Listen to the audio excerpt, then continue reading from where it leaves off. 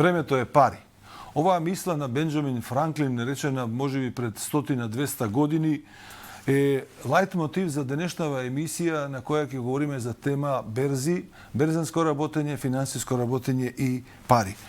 По тој повод гостин во студиото е господин Кирил Куцуловски, неизвршен директор на Вега фондови. Како што е познато, Македонија пред неколку години започна со следење на финансиските пазари во светот и со своето знаење и експертиза помага на граѓаните да можат да инвестираат.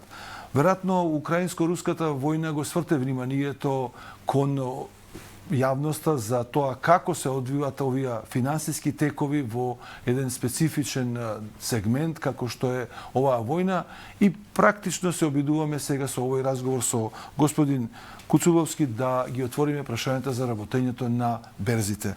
Добар ден, господин Кирил Куцуловски. Добар ден.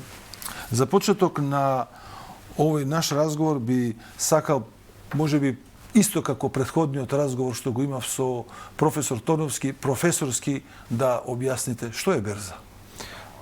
Професорски ќе се потрудам, јас повеќе практично веројатно можам да објаснам што е берза. Берза е организиран пазар. Дали е тоа акцијска берза, сточна берза или било каква друга, тоа е едноставно место каде што може купувачите и продавачите да се потпрат на предимството на кој продавач нуди најниска цена, кој купувач нуди највисока цена. До неорганизиран пазар е сега сосема слободната трговија, каде што немаме баш гаранција дека ќе дојдеме до такво согласување на цени. Дали тргуваме со акции, дали тргуваме со стока, дали тргуваме со струја, навистина не прави разлика. Берзата е само начин на организација во една институција. Веќе употребивте неколку зборови за кои што мислам дека јавноста би, за да може да го следи вашиот разговор, дека би биле потребни информации. Каква е разликата меѓу она што велите организиран пазар и што е неорганизиран пазар? Така, неорганизиран пазар е едноставно најчестата трговија со која што ја имаме во една држава, каде што можеме да истргуваме пример пченица меѓу две странки. Додека од друга страна е организиран пазар е кога мора да има лицитација. Значи мора да се изнесат на отворено сите понудени производи или капитал и да се ценкаме за нив за да дојдеме до најефикасната можна пазарна цена. Дали државите може да учествуваат на неорганизиран пазар? Државите како владите? Не како власт. Се мислев од различни држави, правни субјекти што произведуваат, да речеме, одреден производ, да ги продадат на друга држава. Апсолутно мислам и така најчесто се случува трговијата која што се врши во светот, светската трговија на стоки всушност се врши на големите сточни берзи, каква што е CME во Чикаго, каква што е Лондонската берза за метал, например, таа е најстарата во светот. Во Бразил исто така имаме голема сточна берза и интерконтиненталната берза во Атланта. Ако сакаме да произведеме малку, например, се вратам на организиран и неорганизиран пазар, ако сакаме да произведеме малку пченица, не е толку голем проблем да се потпреме на неорганизираниот пазар. Ќе најдеме. Мал производител сме, можеби и можеме да го смениме производството понатаму, но доколку е мала количина можеме на надеж да речеме да произведуваме.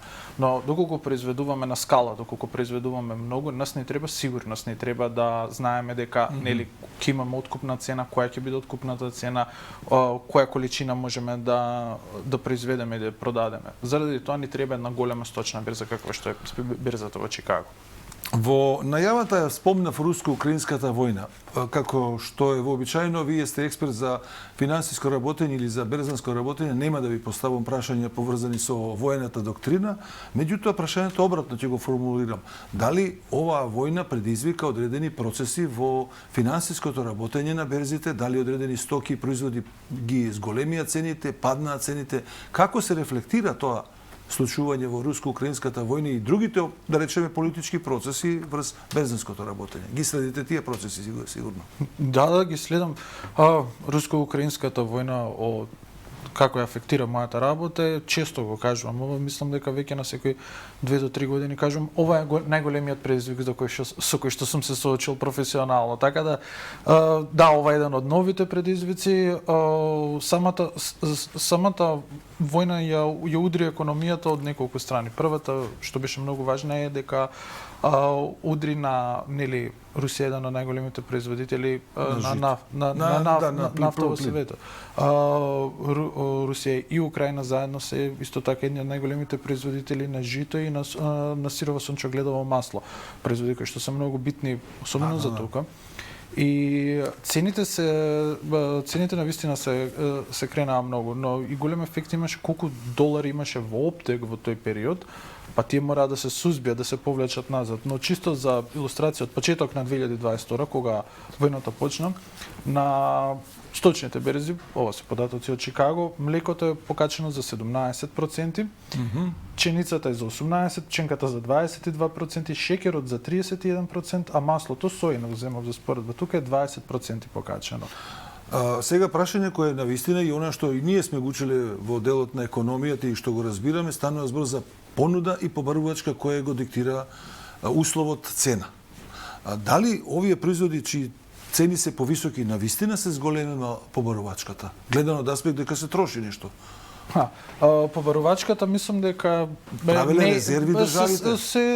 Мислам ова се основни производи, се зголемуваат колку што се зголемува популацијата, така да не е директно влијание од војната. Ова е ефект на добавувачка, не на побарувачка. Огромен ефект на добавувачка, значи кратењето на украинската пченица од светското производство има ланчен ефект низ цените на повеќето производи, бидејќи потоа мора да се предпоставува што ќе се случи со овие цени. Патем, овие проценти што ги кажам, овие се во долар, а доларот е покачен. Тука имаме и валутна диференцијала и заради тоа кога одиме сега да купиме основни производи, гледаме рекордни цени. Ке дојдеме да направите една паралела во однос на македонската економија или македонската политика апропо овие процеси, дали стануваат сиромашните држави посиромашни заради одредена цена и дали богатите стануваат побогати. Меѓутоа, за да можат граѓаните да ја следат емисијава и да на свој начин биде и интересна, сакам да ви поставам прашање поврзано со берзите во светот. Кои се тие берзи на кои што ова се случува, организиран пазар, освен од Чикаго што ја познаваме, кои се другите берзи и како они функционираат една со друга? Така, тие што ги споменав се всушност сточните берзи. Значи, ако сакаме да тргуваме никел, нафта, струја дури, мораме да тргуваме на нив. Но повеќето берзи во светот не се такви. Повеќето берзи во светот се фокусирани на акциски, каде што и ние од Вега фондови инвестираме. Ние инвестираме во берзи како што е, например, Њујоркската берза, New York Stock Exchange, заедно со Nasdaq, тие се најголемите берзи во Америка. Многу е важно да се знае дека тука зборуваме за групации. Во тие берзи може и да има 20-30 различни подпазари. Тој пример е уште поочигледен кога зборуваме, например, за Euronext берзата, која што е европска групација на Франција, Италија, Португалија, Ирска, сите и Белгија, сите заедно организирани во еден пазар. Nasdaq Nordic, каде што се сите нордиски берзи. Повеќето берзи во светот се всушност е една групација каде што ни се прави прилично едноставно да тргуваме, бидејќи не мора посебно за секоја берза да правиме церемонии. Сега прашањето за Македонија. Барем од она што ми е познато, Македонија на светскиот пазар купува нафта, од соседството купува жито, да речеме од Србија или од некоја друга држава, и во последно време купуваме струја. Дали купувањето на овие производи е токму организиран пазар или е неорганизиран пазар билатерален меѓу државите? Апсолутно, мислам, освен во некој случај каде што, например, може да се направи директен договор за српско или бугарско жито, бидејќи нашето производство е толку ниско, тргувањето на струја скоро и да не се случува надвор од организираните пазари. Тоа што возможува тргувањето струја на организиран пазар е резервирање на цената. Значи, ако се подлучиме дека сакаме да ја платиме по 1 евро за некоја количина, за некоја мерка, во јуни мораме да одиме на организираниот пазар. Може тоа да го објасните за гледачите што всушност значи купување струја на меѓународен пазар гледано од оваа резервација што ја правите? Точно така. За да они знаат кој дишат без цената паѓа на светскиот пазар, овие плаќаат висока цена, ама очигледно дека таа е резервирана многу порано, Да. а во меѓувреме се случиле промени кои што обичниот граѓани не знае дека се случиле или мисли дека во моментот кога се купува тога се плаќа. Така е, така е. Мислам, тоа и во името на самите договори се викаат фьючерси, односно договор за во иднина. Можеме да се договориме од сега за 3, за 9, за 12 месеци, за 18 месеци, за која цена ова добро или услуга ќе го размениме. Ние, ако имаме купено и резервирано цена на струја во некој период, да ни се доставува за фиксно, ние мораме да го испочитуваме тој договор. Од другата опција да не го испочитуваме и да бидеме избркани од таа верза. Како се пресметува на кој добива? Тој прв што побарува или тој прв што купува? Се прави мечинг на цените, значи најниската цена што се нуди од добавувачите и највисоката од купувачите, се додека не се дојдат до одредена бројка, значи има период на ценкање. Кога ќе дојдат до период на ценкање, се формира тој фьючерсен договор и се нели по одреден датум. Можеме на пример ние да се договориме. Тоа сега ќе ве прашав. Јас сум министер за економија. Сега е 6 март. Во септември веќе почнуваат подготовки, така да кажеме, за грејната сезона и сакам да купам струја пред таа сезона. Во однос на денешново време и таа цена, што можам да очекувам? Пораст или пад на цената? Ако имаме да се слушате професорот пред да дојдам, ако имаме квалификуван кадар кој што може да ги обработи тие податоци, може да направи неколку квалитетни состојки, но неколку квалитетни проценки и да дојдеме до добра стратегија за тргување на струјата, но тоа е толку исклучително тешко да се направи, што не ме ни изненадува дека направивме неколку грешки во купувањето на струјата. Не сме ни први ни последни, нито единствени во држави ги прават тие грешки? Апсолутно, мислам, ако сакам ефтина струја, да бидеме реални, ово го кажа во слободно кога бев последниот пат, стојам на тоа, единствено решение е нуклеарна енергија. Во групација заедно со остатокот од државите. Добро, ама тоа па се коси со европските стандарди за екологија и автоматски сме како можеме, мислам, во ред ќе најдеме начинот на кој што Франција има нуклеарна енергија и ние ќе имаме. Значи, зборуваме, ако сакам, да, но прашањето е како да имаме ефтина и стабилна струја. Зелена енергија. Цело време, барем последните 20 години, дури се говори дека после 24-та година и мислам дека и ние имаме некои протоколи што мораме да ги почитуваме ако не сме ни членка на Европска унија. Тоа е точно, но не можеме да ги почитуваме тие протоколи и да очекуваме дека ќе се посреќаме со набавката на струја на светските берзи. Таа зелена енергија има цена. Доколку сакаме да ја постигнеме, мораме да бидеме спремни да ја платиме од домашните буџети. Ајде се префрлиме сега на една друга област, ама пак е поврзана со парите, а тоа е со доларот. Јас лаички гледано следев некои анализи на доларот од минатата година и барем по она што видов дојде до 1:1 спрема еврото. Или веројатно имате стручен израз вие како го користите. Цената на доларот беше идентична со цената на еврото. Дури во еден момент мислам дека и малку благо, малку помине онака. Во Европа во тој период Европската банка мораше да ги зголеми каматите, ми се чини во тој период во неколку наврати. И со еден збор, зошто дојде доларот толку силен во однос на еврото и дали она што беше шпекулација дека се печатат многу пари во Америка за да може да функционира светската економија, е точна таа процена за доларот. Врз основа на овие анализи, да речеме од 22 па до денес. Така, само за една работа е различна, дека Европската централна банка ЕЦБ сега почна да ги крева каматните стапки за некои си. А не беше тоа од септември? Имаше може и символични Моабит качувања, во ред. имаше символични качувања, но сега ќе бидат земени големите чекори во качување на европските каматни стапки. До сега Федералната резерва од Америка ги качи каматните стапки, моментално референтната каматна стапка на Федералната резерва, тоа е Централната банка на САД, е 4,75%. Во преведено на пазар е дека моментално може да се купи 10 годишна американска обврзница во долар, со моменталната снага на доларот и да се земе 4% принос. Тоа е прилично примамливо и нели и ние го разгледуваме тоа како компанија и веќе го работиме. Тоа има за цел да ја намали инфлацијата. Инфлацијата беше качена на рекордни нивоа и не е само војната во Украина што го предизвика тоа. Дури е за доцнат ова качување каматни стапки. Требаше да биде направено во текот на 2020. Веќе беше почнат и процесот.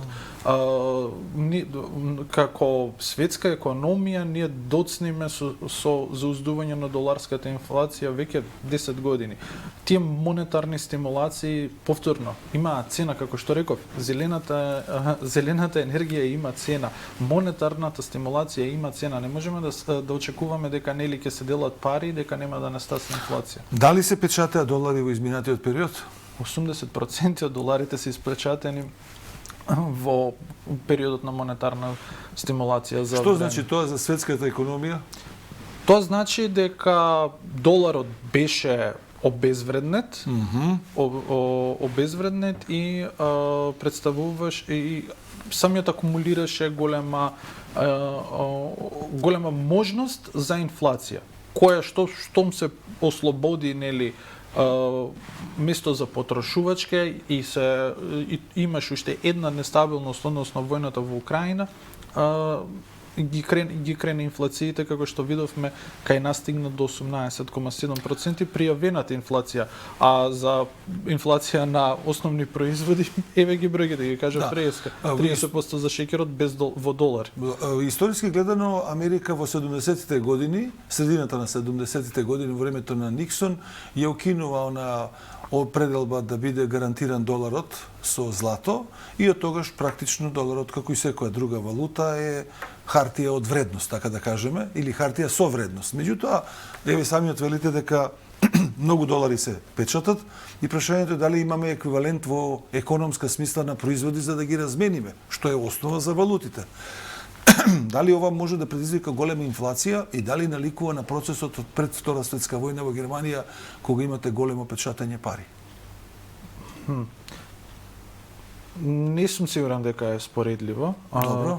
Не сум сигурен дека е споредливо, бидејќи имаме веќе кренати каматни стапки и веќе се многу од доларите повлечени назад во билансот на Федералната резерва. Такви ситуации кога веќе нели излегува надвор од системот за контрола и покрај нели некоја институционална немарност што може да се појави при формирање на монетарна политика во една држава, денешните начини за водење на евиденција и за вршење на одлуки, нели дигитализација и сето тоа возможува да не се прават толку драстични грешки. Да се префрлиме на економијата на државите БРИКС или познати како Русија, Индија, Јужна Африканска република, Бразил и Индија. Дали внатрешната размена меѓу овие држави ги погодува во профитот берзите? Соглед дека ако не купуваат тие на берзите, туку правата размена меѓу себе. Да. БРИКС е и мислам веќе застарен израз, бидејќи геополитичката атмосфера е малку повеќе сменета, но се уште зборуваме за доста големи економии, како на пример Кина е се уште огромна економија од 18 трилиони скоро, а Бразил и Русија се над 1,5 трилион како економија. Но сепак, нивната размена се уште се врши преку сточните берзи. Начинот на кој што се прави тоа, како што реков, во Чикаго имаме најголемата сточна берза во светот, CME, Chicago Mercantile Exchange. трговијата која што се врши таму, количината на трговијата возможува огромна ликвидност, која што во превод ликвидноста значи сигурност за продавачите, за купувачите. Поради тоа, дури берза како Бразил, B3 берзата во Бразил, каде што се тргуваат стоки, повторно е врзана со Чикаго и со Интерконтинентал, бидејќи е потребна таа ликвидност да осигура дека јас ако произведам, ако посветам една сезона за да произведам земјоделски добра, ако инвестирам во нафтено поле, дека јас ќе имам гарантирано побарувачка за мојот производ. Поради тоа, таа нивна размена, како што е 190 милиарди меѓу Русија и Кина, директна размена, не представува опасност. Конкуренција за другите цени. Тоа што би представувало конкуренција, обратно да го поставам прашањето, ова размена дали влие врз цената па на суровината која што тргуваат државите, пример доколку купат плин, нафта или жито. Дали со самиот чин што Кина ќе ги задоволи потребите за производ од Русија, автоматски нема да купи на светските берзи? Не верувам дека може во целост да ги задоволи. Тоа е првиот проблем. Не може во целост да ги задоволи. Другата работа е дека, окей, ќе направат неколку трансакции. Да. Што потоа? Вистинскиот предизвик за тој поредок на како се тргува во на светот, светската берза ќе влие тоа малку во цената, ама нема да влие драстично во долг рок. Може да влие многу, може да не предизвика, мислам, сега видовме над $100 барел да е нафтата. Може да влие краткорочно, може да влие многу, но за да биде субстанцијален предизвик за како е организирана меѓународната трговија во моментот, потребно би било да се појави еквивалентна институција со исто толкава количина на пари, ликвидност и побарувачка во таков организиран пазар. Се додека го нема тоа, се уште ќе се тргува во долар, се уште ќе се повикуваат сите на Чикаго кога сакаат да тргуваат. За крајот на овој разговор би сакал да ја ставиме сега Македонија со сиото на незин економски и финансиски потенцијал што постои. Дали можеме и ние, не само како граѓани, туку и како правни субјекти да бидеме дел од овој финансиски пазар? Со купување или продавање? Ние можеме, ние веќе сме дел, потребните законски Што нудиме, да речеме, производи? Ние не нудиме многу како производи. Нашето во Македонија БДП-то воглавном е составено од недвижнини, секако дури и државната администрација влегува како дел од БДП-то, бидејќи нели е исто така и потрошувачка врсија. Ние сме врзани бидејќи мораме да купиме нафта, мораме да купиме Добро, освен што купуваме, имаме ли ние економија или размислуваме сега како луѓе кои што во наредниот период да извеземе производ кој што можеме на светскиот пазар, пример, некакво рудно богатство? Никелот. Можеме ли ние да го понудиме? Никел немаме во Македонија, но никел немаме во Македонија. Има Русија. Македонија има злато. Да. Само не верувам дека толкова големо количество може да произведеме и да го понудиме на берза. Мерењата кажуваат различно. Македонија има злато, би можеле да се врземе со тие пазари и да го продадеме нашето злато доколку се решиме да го ископаме, но јас би бил... Доколку решиме да го ископаме. Треба да работиме, значи. Да, треба да работиме, треба да има волја во Македонија. Во Македонија нема волја за развивање на рударската индустрија, дури има волја за комплетно уништување на рударската индустрија. Но доколку тоа се смени, доколку се ископа македонското злато, моја желба би била да одиме на малку различен пат. Би можеле да направиме потребни законски измени да македонското злато не може физички да се извезува, односно да се депонира во една институција во Македонија. Таков случај постои. Тоа злато се уште би било физички во Македонија, а договорите за собственоста на таа злато би можеле да се тргуваат. Тоа мислам дека е од многу поголем бенефит за нас како нација. Дали можеме да се прилагодиме во наредната деценија во однос на овие финансиски пазари, барем во делот на стручен кадар кој што ќе може на најпрактичен начин да ја пренесе оваа мисија кај просечниот граѓанин и навистина секој од нас да има познавање како да речем, да ги користи овие ваши инвестицијски фондови, па на некој начин тоа да биде дополнителен приход, бидејќи врз основа на тоа што го прочитав на вашиот сајт. Да, можеме да заработиме, меѓутоа можеме и да ги загубиме парите, зависно од движењата на она. Меѓутоа, поентата на тоа што вие го кажувате, не ги губите парите, туку ви се намалува вредноста на акциите во однос на купување или продажба од некој производ или од некоја фирма. Ние нудиме 4 различни инвестицијски фондови кои што се насочени за заработување од сите ситуации за кои што зборувавме сега. Одлуката за што каде да се инвестира, доколку не сте професионален инвеститор, јас би ја оставил на професионалци кои што да направат. Приносите може да се видат на македонска берза кои што ги остваруваме. Во многу аспекти победуваме некои поголеми инвестицијски фондови во светот. Резултатите зборуваат сами за себе, знаеме што правиме и топло ги препорачувам сите наши фондови. Во однос на дали да се купат акции сега, да, сега.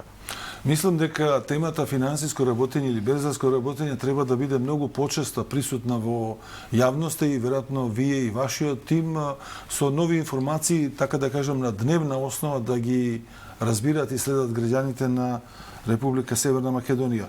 Беше тоа гостин Кирил Куцуловски, неизвршен директор на Вега фондовите. Господине Куцуловски, ви благодарам за овој разговор и се надевам во друга пригода ќе говориме за слична тема. Благодарам и на вас. Продолжуваме со рекламен блок.